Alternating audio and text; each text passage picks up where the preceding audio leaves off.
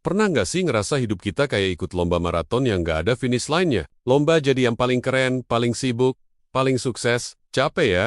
Nah, Mark Manson punya perspektif menarik nih. Dia bilang, kadang bodo amat itu justru solusi. Tapi, tunggu dulu. Ini bukan bodo amat yang asal cuek atau nyerah ya. Ini lebih ke seni memilih apa yang layak kita pedulikan. Hari ini, kita bakal bahas 10 pelajaran penting dari buku Seni Bodo Amat yang bisa bikin hidup kita lebih waras. Pertama, jangan berusaha terlalu keras. Charles Bukowski punya quote legendaris, "Don't try."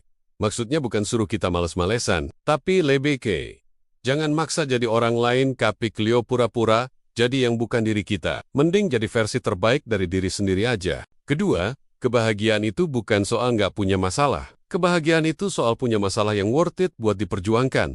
Ibaratnya kayak main game, makin naik level, tantangannya makin seru. Yang penting, kita enjoy prosesnya. Ketiga, kamu nggak istimewa.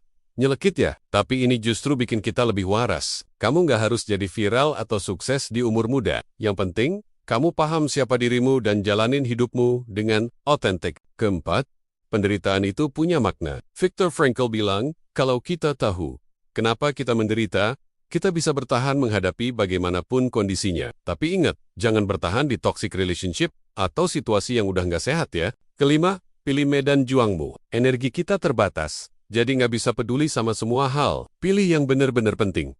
Yang lain, ya, bodo amat aja. Keenam, kamu selalu salah. Bukan pesimis, tapi realistis. Mark bilang kita semua pernah salah dan bakal salah lagi.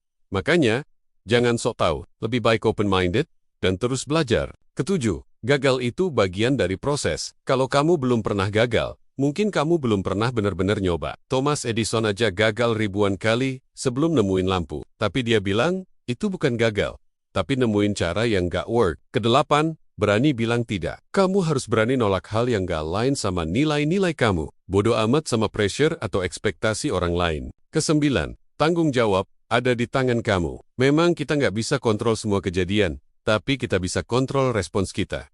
Stop nyalahin orang lain. Mulai ambil tanggung jawab. Dan terakhir, ingat soal kematian. Bukan buat nakut-nakutin, tapi buat ngingetin kalau waktu kita terbatas. Jadi jangan buang-buang waktu peduli sama hal yang gak penting. Intinya, seni bodo amat ini bukan ajaran buat jadi orang dingin atau apatis. Ini lebih ke wisdom buat milih mana yang penting dan mana yang bisa dilewatin aja. Hidup udah complicated, jangan dibikin lebih ribet dengan overthinking hal-hal sepele. Kalau video ini membantu kamu, jangan lupa subscribe ya. Join komunitas kita yang santai tapi berisi. Karena kadang, hal-hal terbaik dalam hidup datang pas kita belajar untuk bodo amat. Sampai ketemu di video selanjutnya.